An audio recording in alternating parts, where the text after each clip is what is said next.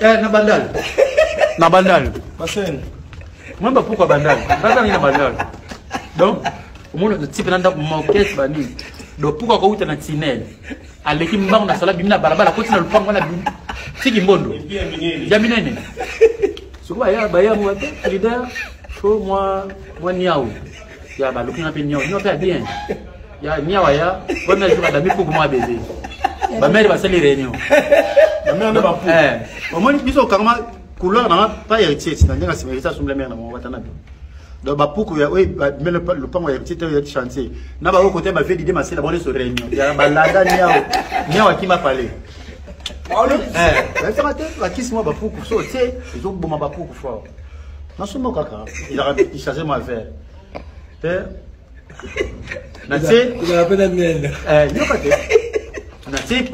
Na tu na mungwa. Bon si pourquoi nyati mungwa makolo et bimba. Yeah, non, mais tu vas pas banner des bachors. Malamba suna bango. Auta na couloir na tinel. Bauta mama misika. Ya penza pourquoi mon amour a freiné a zo pour sauter mon gars. À côté na dessus ya la toilette wana. Te mon gars, na so péter les dents. Papa la singa ilo bona fait. Ba poison wana. Ya joli.